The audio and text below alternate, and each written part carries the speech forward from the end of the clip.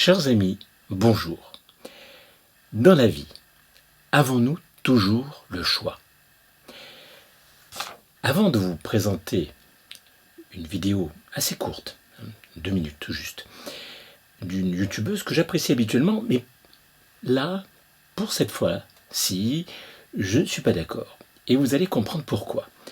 Mais avant donc de vous passer cet extrait, sur lequel nous allons pouvoir réfléchir, je vais vous citer tout simplement Nelson Mandela. Nelson Mandela a dit la chose suivante.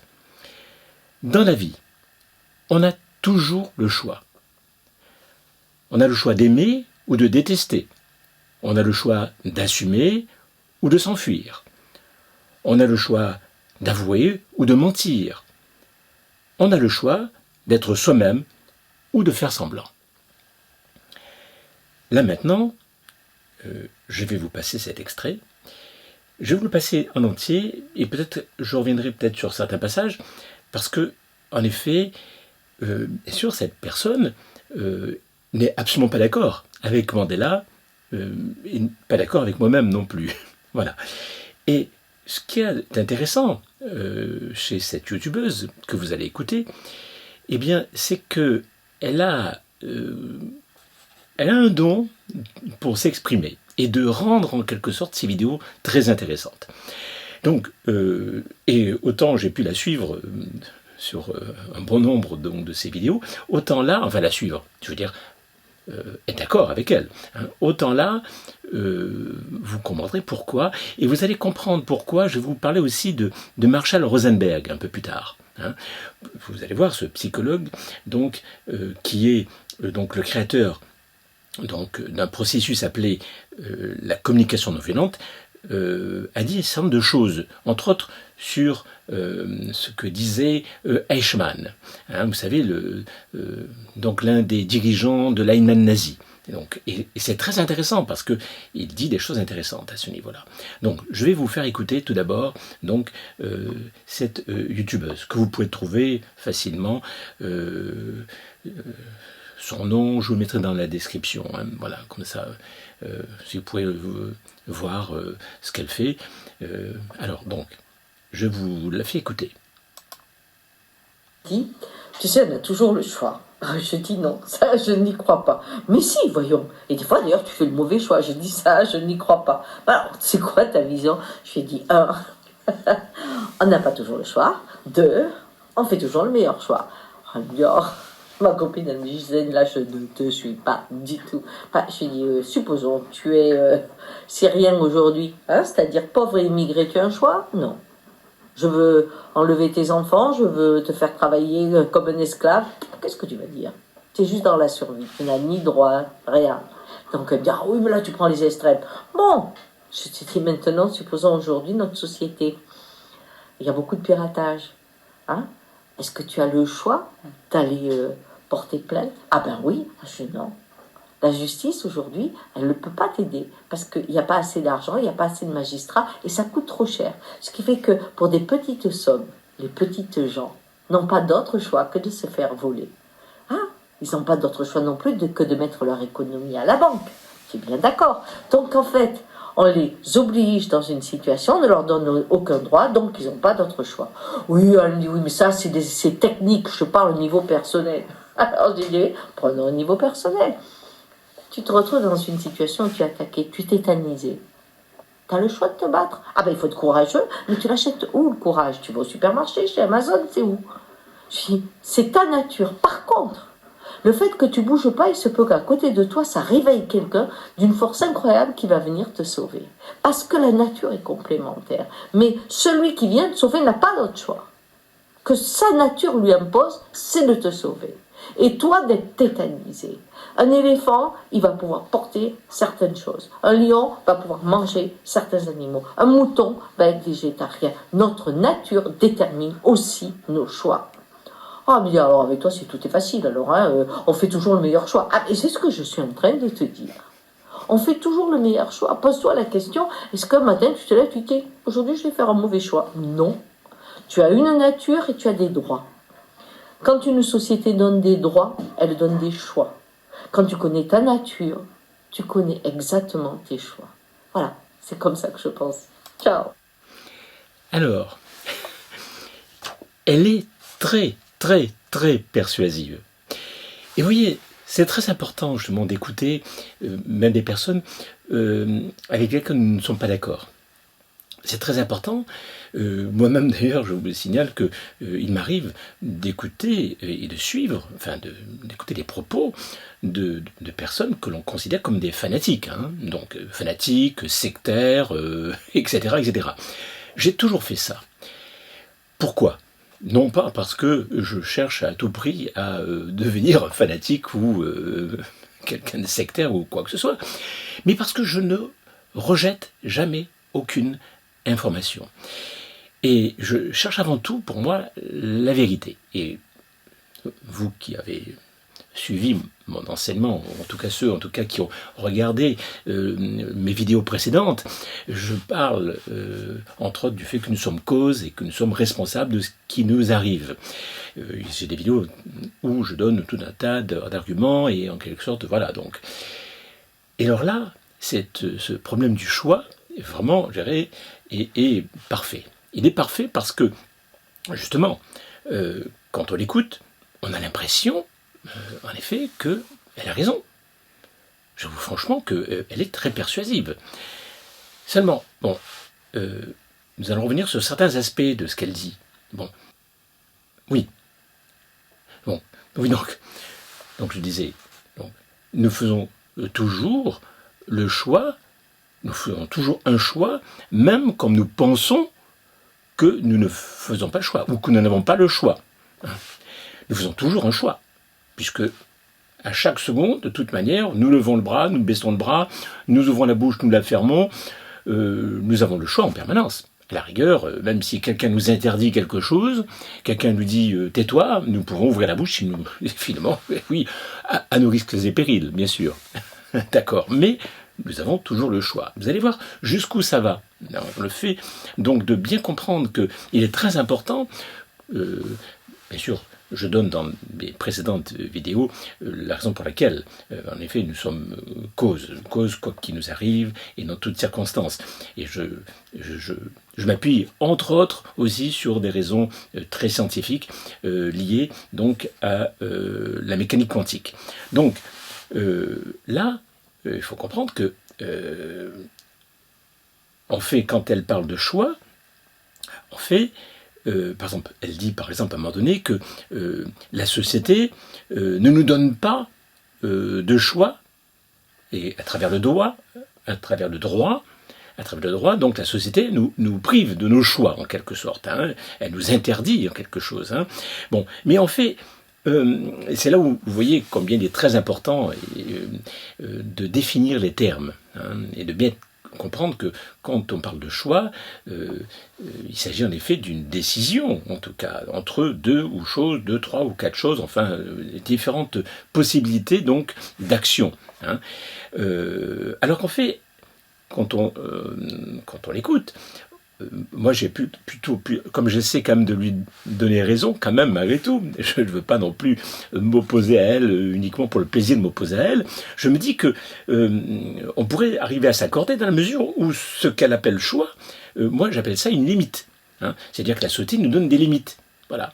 Mais ces limites, bon, depuis l'aube de l'humanité, il y a eu une multitude de tyrans hein, qui ont donné des limites. Et entre autres même malheureusement ces pauvres juifs qui ont été mis dans des camps de concentration, et puis d'autres, il n'y a pas que les juifs qui ont été mis dans des camps de concentration, ou des personnes dans le monde qui se trouvent dans des situations extrêmes, mais un certain nombre d'entre eux, très courageusement, donc en effet, ont fait le choix soit de ne pas obéir, ou peut-être de faire semblant d'obéir et d'arriver à certaines situations. En tout cas, leur manière d'agir à chaque fois leur a permis, en tout cas, de se sortir donc de quelque part, de ces contraintes. En tout cas, de limiter les contraintes, de limiter les dégâts de ces contraintes. Donc, elle parle par exemple aussi de la Syrie. Bon, c'est peut-être pas un très bon choix. Moi, je dirais plutôt la Chine, par exemple. C'est vrai que en Syrie, mais à ce moment-là, on pourrait dire la France aussi. Il faut dire qu'en France, il faut dire que quand on nous fait comprendre qu'il faut à tout prix qu'on se fasse, n'est-ce pas, picouser, bon, eh bien, il y a des personnes qui pensaient qu'ils n'avaient pas le choix. Et donc, ils l'ont fait, malheureusement pour eux, et ils en tirent toutes les conséquences d'un jour. Bon, donc, dire que, quelle que soit la situation, même si nous pensons que nous n'avons pas le choix, du fait même qu'on nous interdit quelque chose, ou qu'on nous oblige à quelque chose, en fait, l'être humain, même l'être humain le plus veule, même celui qui a l'habitude finalement de se laisser faire, celui qui finalement n'a pas d'énergie, peut très bien à un moment donné décider donc de finalement s'opposer finalement à une contrainte, s'opposer à une décision. Il y a toujours le choix. Le problème de l'être humain, c'est que dans la mesure où l'être humain en quelque sorte, génère toutes ces actions en fonction de ses croyances. Si nous croyons que nous n'avons pas le choix, si nous pensons que finalement, voilà, c'est ainsi, les choses doivent être faites par devoir, nous devons obéir en quelque sorte aux règles de la société, aux règles des tyrans, aux règles même, je dirais, démocratiques, peu importe, ou aux règles de nos parents, etc. Et finalement, nous n'avons qu'à obéir, donc nous n'avons pas le choix. Non, en fait, c'est faux. Nous avons le choix. Vous voyez, comme quoi, là-dedans, il est très important. Vous savez, ça a des tas de conséquences, l'air de rien. Vous allez voir, nous allons arriver à des indications, quand même, qui sont... qui finalement montrent combien tout cela peut arriver à des choses terrifiantes. Entre autres, justement, Marshall Rosenberg, justement ce psychologue américain, créateur d'un processus appelé communication non violente, que d'ailleurs je développe dans un de mes ouvrages, Conseil d'urgence. Dans Conseil d'urgence, je développe cette technique, j'essaie de la rendre plus accessible en quelque sorte, et donc à la portée de tous. Et donc, c'est un psy qui a vraiment accompli de très belles choses. Et, entre autres, il rappelle la chose suivante, c'est que lors du procès de Nuremberg, lorsque on a demandé à Eichmann, donc cet homme qui a envoyé des milliers, des centaines de milliers d'êtres humains à la mort, on lui a demandé est-ce que c'était difficile de le faire ? Il a dit non. Il a répondu finalement très honnêtement et très sincèrement, non, ce n'était pas difficile d'envoyer tous ces gens à la mort. Alors bien sûr, ça a choqué énormément à l'époque, et même quand on relit donc les documents, on se dit mais franchement, c'est un homme... Mais il explique, parce qu'on lui a dit, mais pourquoi pensez-vous, pourquoi finalement considérez-vous que c'était aussi simple ? Il dit, mais parce que à l'école même, on nous a enseigné que finalement il fallait obéir, en quelque sorte que nous n'avions pas le choix. Nous n'avions pas le choix. Et en quelque sorte, depuis l'enfance, on considère, d'ailleurs il n'y a pas uniquement que l'école qui nous fait croire que finalement nous n'avons pas le choix. Il y a aussi toutes ces personnes qui ont finalement, qui pensent avoir une certaine spiritualité et qui sont persuadés que finalement les choses sont déterminées une fois pour toutes et qu'en quelque sorte finalement la vie est déjà tracée, que finalement tout est déjà décidé d'avance. En quelque sorte nous n'avons pas le choix et qu'en quelque sorte ils sont, je dirais, persuadés, ils sont fatalistes en quelque sorte. Bon, donc, mais ce qui est intéressant, et c'est ce que dit justement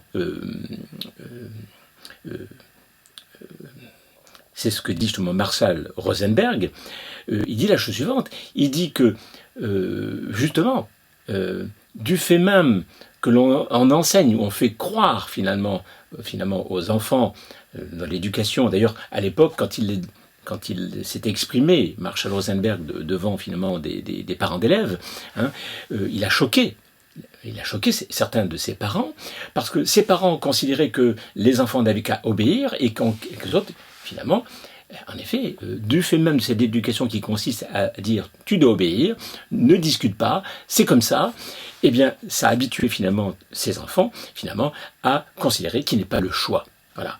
Et parce qu'à l'âge adulte, on continue à agir ainsi. Et d'ailleurs, il y a des expériences de Milgram, donc ce psy américain aussi, qui a expliqué comment on peut arriver justement à faire en sorte que les êtres humains puissent, simplement par l'obéissance à une autorité quelconque, une autorité revêtue de blouse blanche, en tout cas d'une certaine autorité scientifique, médecine, etc.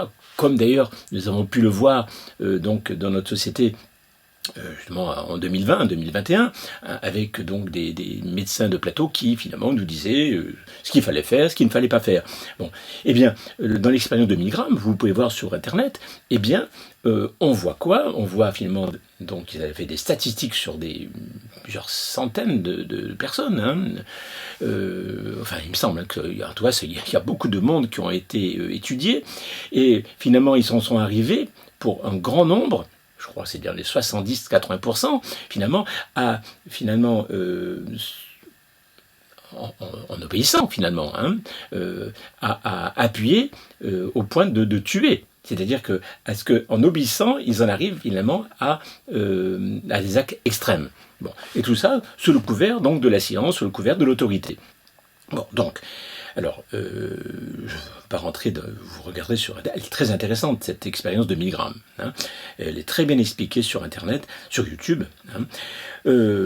Donc, vous comprenez que, en effet, dans la mesure où on considère que nous n'avons pas le choix et que finalement nous sommes soumis à notre nature, comme le dit si bien cette youtubeuse. En effet, si nous sommes soumis à notre nature, évidemment, on n'y peut rien, il n'y a plus rien à faire, en quelque sorte. Mais justement, en tant qu'être humain, c'est ça qui nous distingue de l'animal, c'est que l'être humain, justement, est capable d'enfreindre les règles de la nature, d'enfreindre finalement les programmations de départ. Bon, alors bien sûr, beaucoup s'y soumettent, certes, mais en attendant, c'est ce qui se passe. On va réécouter un petit peu certains passages pour vous rendre, et on va s'arrêter à certains moments. Je dis non, ça je n'y crois pas. Mais si, voyons. Et des fois d'ailleurs tu fais le mauvais choix. Je dis ça, je n'y crois pas. Alors, c'est quoi ta vision? Je lui ai dit 1, on n'a pas toujours le choix. 2, on fait toujours le meilleur choix. Alors, on fait toujours le meilleur choix. Oui, mais là encore, ça demanderait à être, je dirais, défini tout ça. Le meilleur choix, pour qui? Pour l'être humain. Si l'objectif de l'être humain, c'est justement d'être heureux et de se... Non, il ne fait pas toujours le meilleur choix, puisqu'en fonction des décisions que nous prenons, nous pouvons arriver finalement à de véritables catastrophes. En fonction de nos choix, nous pouvons nous libérer ou finalement nous mettre dans des situations extrêmement difficiles. Bien sûr, si on considère que nous sommes avant tout mus par nos instincts et par nos pulsions, alors dans ce cas-là, entièrement raison. Seulement, ce n'est pas du tout ce que je pense, très scientifiquement, et je pense qu'il y a beaucoup de sommités scientifiques, et beaucoup même de grands maîtres qui pensent que non, justement, l'être humain, justement, a le choix. Donc nous avons le choix, bien sûr, nous ne faisons pas forcément toujours les bons choix, et même lorsque nous trouvons finalement dans des situations comme les Syriens, ou comme en tout cas les Chinois, etc., et que dans des pays où il y a des contraintes maximum, mais même dans un camp de concentration, on a toujours, alors bien sûr, je dirais, nos choix peuvent entraîner encore plus de drames. C'est-à-dire que nous sommes enfermés, et finalement, du fait même que on choisit de ne pas obéir, on peut se retrouver finalement avec je dirais, un plateau d'exécution, on peut se trouver finalement tué, suicidé, parce que nous n'avons pas obéi, bien sûr, mais nous avons le choix. C'est-à-dire que nous pouvons encore dire oui ou non. D'ailleurs, Nelson Mandela le dit bien, nous pouvons aimer ou détester, assumer ou s'enfuir, avouer ou mentir, être soi-même ou faire semblant.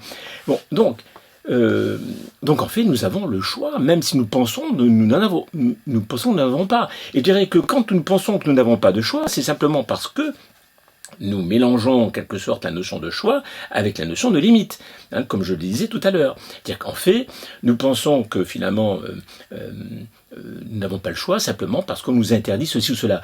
Bon, je vais écouter un peu plus loin. Là, je ne te suis pas du tout. Je dis, supposons que tu es syrien aujourd'hui, c'est-à-dire pauvre et immigré, tu as un choix? Non. Je veux enlever... Si, on a le choix. un choix qui peut être malheureux, c'est celui de s'opposer finalement finalement au tyran, mais en effet avec toutes les conséquences. On peut, et certains, je dirais, personnes qui sont en Syrie, justement, peuvent très bien, en se soumettant, obtenir les faveurs donc, je dirais, de ceux qui ont le pouvoir, et donc d'être moins en difficulté.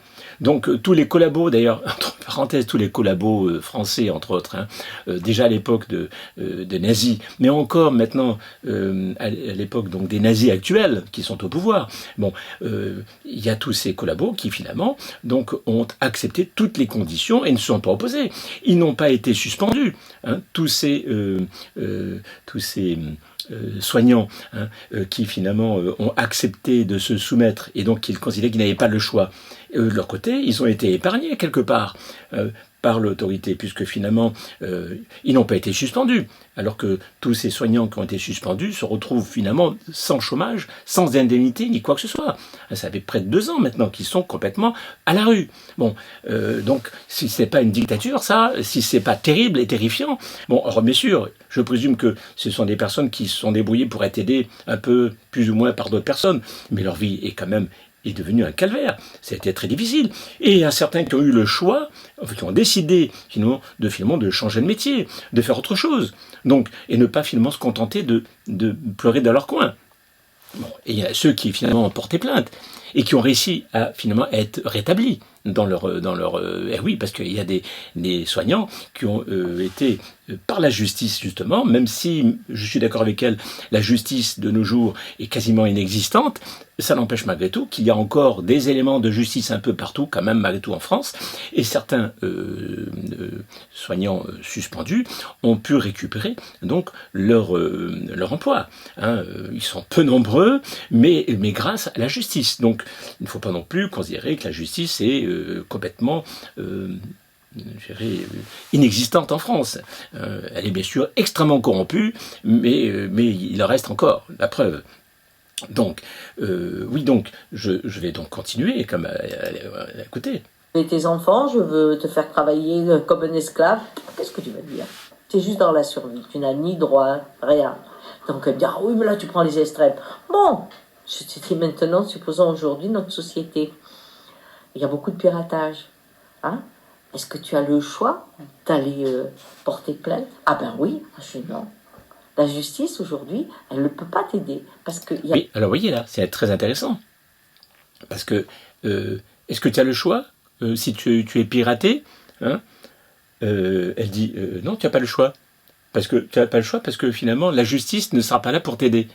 Mais le fait de faire le choix de porter plainte, c'est quand même un choix. C'est un choix. C'est un choix, bien sûr, qui n'aboutit pas à quelque chose de favorable, mais c'est un choix. Donc, c'est très important.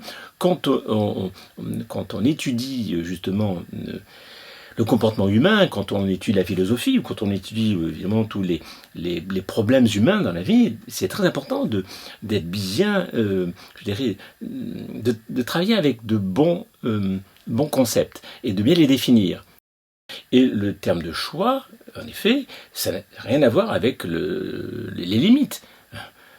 Et que on peut mettre n'importe quelle limite, on peut empêcher n'importe qui de quoi que ce soit, si la personne, à un moment donné, même un animal, même un bébé, si à un moment donné il a envie tout d'un coup, pour X raison, par pulsion on va dire, hein, mais peut-être aussi si on croit comme moi qu'il y a aussi au fond de nous-mêmes une entité divine, hein, une âme qui s'est incarnée et que cette âme agit malgré finalement j'ai la lourdeur donc du corps humain, malgré si tu veux de la matière, et que à travers cette matière agit de manière à faire progresser, à transformer, à agir sur soi, dans le corps, mais aussi à l'extérieur. Donc voilà. Alors évidemment, si on pense que nous sommes tous des bêtes, que finalement, et d'ailleurs entre parenthèses même les bêtes, même je dirais les animaux ou les lions, hein, comme elle fait référence. Bon, mais il y a des lions qui surprennent, qui tout d'un coup font des choix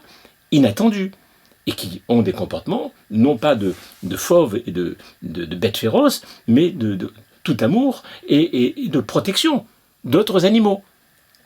Et donc de finalement quelque part de renoncer finalement au fait de les dévorer. Donc même les animaux eux-mêmes ont cette capacité justement de choix. Elle est bien peut-être pas aussi importante et pas aussi développée du fait même que chez l'être humain quand même nous pouvons accéder quand même à un niveau de conscience plus important, en tout cas pour certains, parce que malheureusement la grande majorité des êtres humains, même s'ils sont très instruits, même s'ils ont d'énormes capacités à tout un tas de niveaux, même des dons divers et variés, de dons musiciens, des dons de chanteurs, ou des dons d'écrivains, des dons scientifiques, ça n'empêche pas malgré tout qu'il peut très bien manquer de conscience, hein, et donc en arriver à faire des choix absolument terrifiants, et même dangereux. Comme l'a fait d'ailleurs Eichmann, hein, donc l'un des dirigeants nazis, hein, puisque il avait la direction et puis il a décidé de faire ceci ou cela, mais simplement parce que il considérait que il devait obéir finalement à son chef, voilà, tout simplement. Il n'y avait pas à discuter, mais parce qu'on nous apprend ça. Voilà ce que nous devrions apprendre dès l'enfance. C'est justement apprendre à l'enfant, justement, à petit à petit développer sa conscience, développer finalement sa capacité à la recherche de la vérité, cette recherche qui doit être permanente, c'est-à-dire ne jamais considérer quoi que ce soit comme une vérité totale. C'est-à-dire que nous avons tous un niveau, nous accédons à un certain niveau de vérité, mais personne l'a complètement, mais du fait même de nos interactions, du fait même donc de nos échanges entre êtres humains, nous pouvons arriver à déterminer une vérité supérieure. Admettons qu'il y ait 3 ou 4 personnes, par exemple, qui pensent différemment sur quelque sujet que ce soit. Si vraiment ces personnes prennent du temps et essaient d'étudier honnêtement, sans mentir, sans se raconter des histoires, sans corruption, hein, mentale, hein, sans mentir donc, hein, ils peuvent très bien arriver, accéder, à être d'accord sur une vérité qui leur permette d'être d'accord ensemble. Et même, je parle de 3 personnes ou 4 personnes, mais ça peut être 1000, 10 000, 1 million, des millions d'individus peuvent très bien se mettre d'accord sur des vérités pour lesquelles ils puissent se mettre d'accord. Donc, cette idée comme quoi à chacun sa vérité, etc., c'est extrêmement dangereux. Je dirais à l'école, et même dans la faculté, on nous enseigne des choses qui sont terrifiantes. Et ce n'est pas étonnant qu'en certaines périodes de l'histoire, comme par exemple à l'époque nazie, dans les années 30, 40, en effet, c'est pas étonnant que, du fait même de ces éducations, de ce genre, nous arrivions finalement à ce que les êtres humains obéissent bêtement et considèrent que finalement ils n'ont pas le choix. Et de nos jours, d'ailleurs, on a un exemple flagrant avec toutes ces personnes qui ont collaboré. Hein. Toutes ces personnes ont considéré qu'ils n'avaient pas le choix. Voilà. Donc, mais ils ont bien fait le choix d'accepter. Donc, ils ont bien choisi. Voilà. Donc, par contre, bien sûr, ils ont enfreint certains ont enfreint les lois. Certains se sont retrouvés avec des amendes. Certains se sont retrouvés même en prison. Certains, même finalement dans notre soi-disant démocratie, hein, qui n'en est plus une. Hein. Donc, je dirais que et pourtant ces personnes n'ont rien fait de mal. Ils n'ont fait que finalement considérer qu'ils voulaient prendre soin de leur corps et ils n'acceptaient pas finalement qu'on leur impose quelque chose qui puisse nuire à leur santé. C'est tout. Bon, donc, comme quoi, tout dépend des valeurs que nous avons. Voilà. Quelles sont les croyances que nous avons ? Si nous avons des croyances selon lesquelles finalement nous devons prendre soin avant tout de nous, de notre santé, nous n'accepterons pas n'importe quoi. Nous ne serons pas du tout d'accord pour obéir finalement à toutes les lois tyranniques qui ont été mises en place donc, depuis 2020. Et comme il n'y a pas que la Syrie, hein, je vais par là que en France, nous avons géré une multitude de contraintes et je dirais d'influences puissantes de la part de cette oligarchie, de ces milliardaires, de cette mafia qui dirige le monde occidental en particulier. On va continuer à l'écouter. Il n'y a pas assez d'argent, il n'y a pas assez de magistrats, et ça coûte trop cher. Ce qui fait que pour des petites sommes, les petites gens n'ont pas d'autre choix que de se faire voler. Hein ? ils n'ont pas d'autre choix non plus que de mettre leur économie à la banque. Tu es bien d'accord. Donc en fait, on les oblige dans une situation, on ne leur donne aucun droit, donc ils n'ont pas d'autre choix. Oui, elle me dit, oui, mais ça c'est technique, je parle au niveau personnel. Donc c'est pas technique du tout, et simplement, comme je le dis, c'est en effet qu'ils doivent avoir le choix de dire non, c'est tout. Voilà. D'ailleurs, comme je vous le disais, il y a quand même donc tout un tas donc d'expériences en psychologie qui montrent en effet que l'être humain, dans la mesure où il a été éduqué à obéir, eh bien, la grande majorité des êtres humains sont capables de devenir des exécutants extrêmement terrifiants, comme justement ce fameux Eichmann, hein, qui justement a envoyé des milliers, des centaines de milliers donc, de personnes donc, à la mort. Alors je dis, prenons au niveau personnel. Tu te retrouves dans une situation où tu es attaqué, tu es tétanisé. Tu as le choix de te battre. Ah ben il faut être courageux, mais tu l'achètes où? Alors bon, l'argument de sa copine, il faut être courageux. Ben non, il y a des personnes qui ne sont pas courageux. Bon, non, mais alors, ils sont peut-être pas courageux, mais ils vont peut-être fuir. Ils vont faire des choix. Ils vont en effet, peut-être, face finalement à cette attaque, avoir des comportements surprenants. L'être humain, justement, et il n'est pas d'ailleurs, entre parenthèses, spécialement carnivore. Il est omnivore, que je sache, l'être humain. Elle fait la comparaison avec les animaux, mais on ne peut pas affirmer que l'être humain soit carnivore. On ne peut pas affirmer qu'il soit spécialement végétarien non plus. Donc, je dirais quelles sont les habitudes qu'il a? Et justement, nous sommes sur Terre pour apprendre, pour comprendre, pour évoluer. Donc là-dedans, le fait de considérer qu'on n'a pas de choix, je dirais, mais c'est contraire, je dirais, à la connaissance. C'est contraire, quelque part, au bon sens, c'est contraire finalement à la réalité. Où le courage? Tu vas au supermarché, chez Amazon, c'est où? C'est ta nature. Par contre, le fait que tu bouges pas, il se peut qu'à côté de toi, ça réveille quelqu'un d'une force incroyable qui va venir te sauver. C'est ça. Alors, donc là, on est typiquement dans... on attend le sauveur. C'est-à-dire qu'on fait le choix d'attendre le sauveur, finalement. C'est-à-dire on fait le choix, on se dit, moi, de toute manière, ma nature, c'est d'être pacifique. Ma nature, c'est justement donc de ne pas accepter, de me soumettre. Mais peut-être bien qu'il y aura quelqu'un de gentil, de bienveillant, hein, et qui va venir me sauver. Bon, actuellement, on peut attendre longtemps, hein, parce qu'il n'y a pas beaucoup de sauveurs. Hein. Vu, je dirais, le niveau de corruption de la société, pas uniquement parmi les plus riches. Hein. Parce que la nature est complémentaire. Mais celui qui vient te sauver n'a pas d'autre choix. Que sa nature lui impose, c'est de te sauver. Et toi, d'être tétanisé. Un éléphant...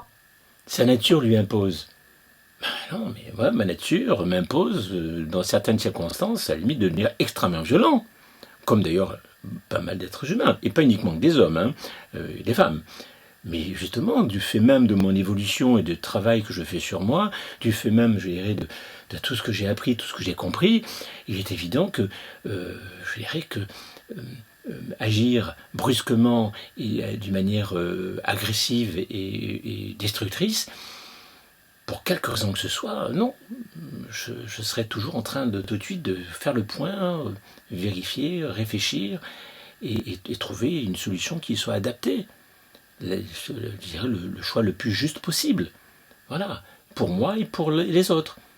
Pourquoi aussi les autres? Parce que en fonction de nos choix, on peut très bien se protéger, mais en arriver à créer de véritables chocs en retour. Mais pour ça, il faut étudier toutes les lois universelles. Pourquoi, depuis quelques bonnes années, j'ai développé cette formation aux 12 règles fondamentales de la vie? Pour cela, pour justement former de plus en plus les êtres humains qui le désirent à s'élever en conscience, et donc à s'épanouir, à réussir, mais certainement pas aux dépens des autres. On va continuer à l'écouter.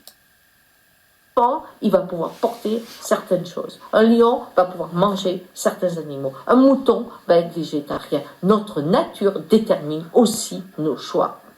Ah, mais alors avec toi, tout est facile. Alors, hein, on fait toujours le meilleur choix. Ah, et c'est ce que je suis en train de te dire. On fait toujours le meilleur choix. Pose-toi la question, est-ce que... On fait toujours le meilleur choix. Qu'est-ce qu'elle veut dire par là, quand elle dit « on fait toujours le meilleur choix » pour moi, le meilleur choix, c'est celui qui va faire en sorte que je me libère. Et je pense que elle pense ça, d'ailleurs, quand elle parle de la société avec ses lois tyranniques. Hein,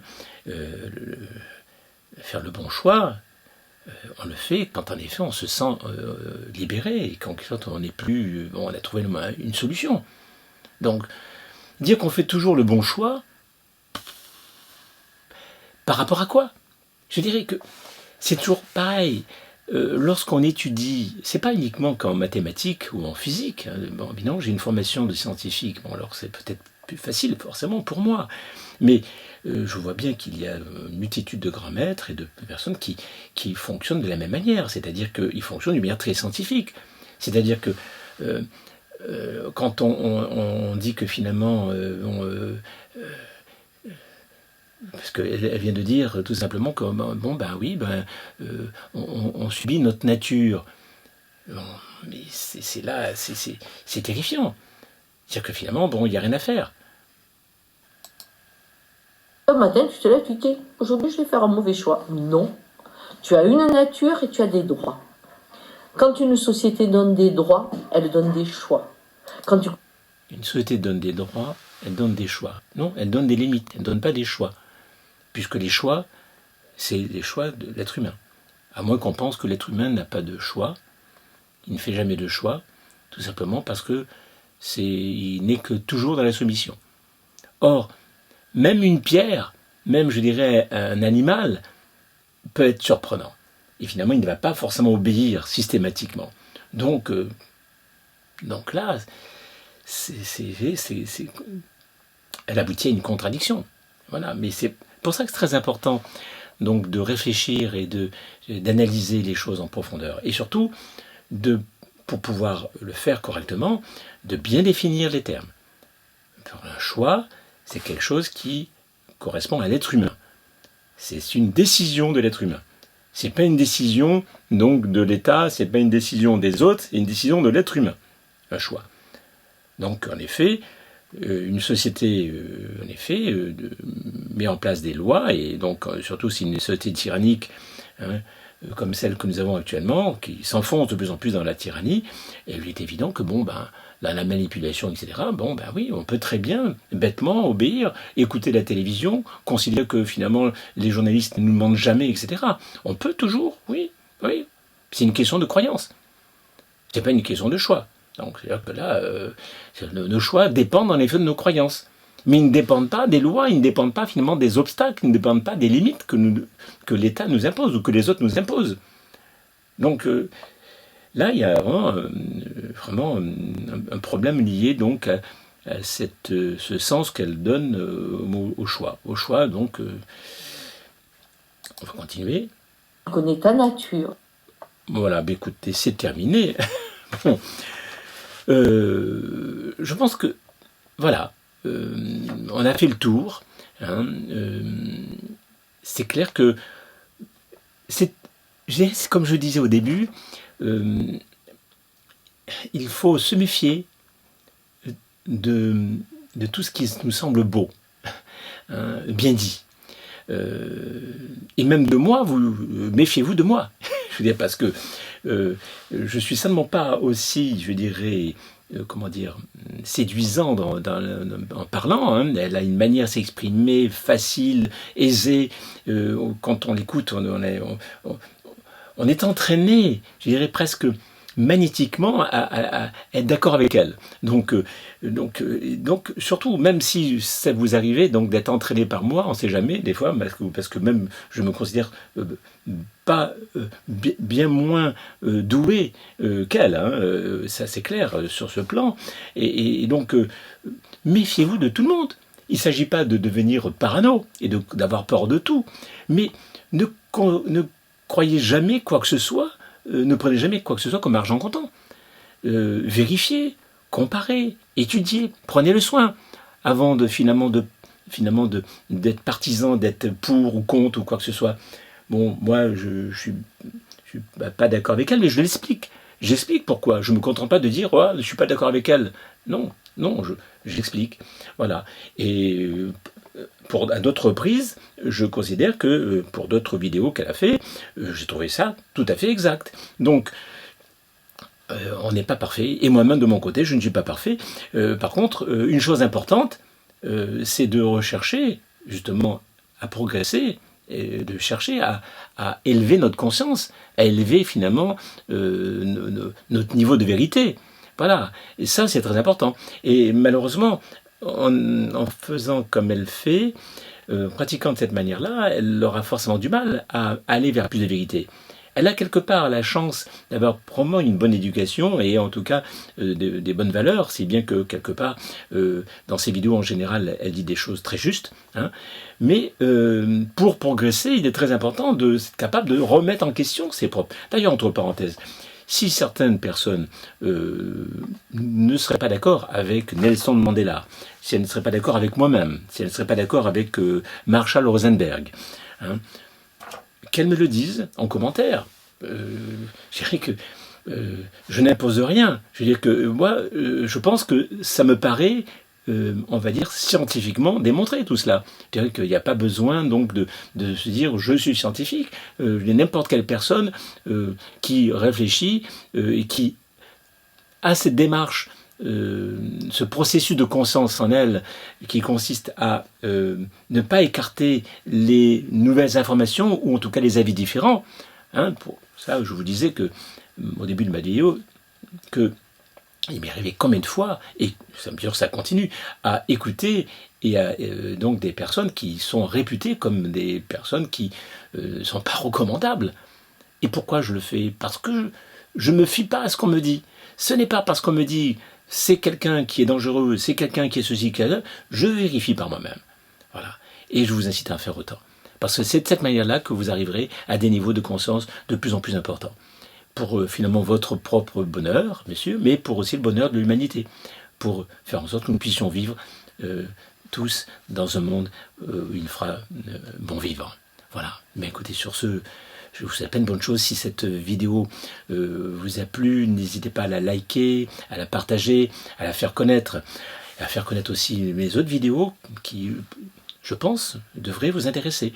Donc, je vous dis en tout cas à bientôt et prenez bien soin de vous. Au revoir.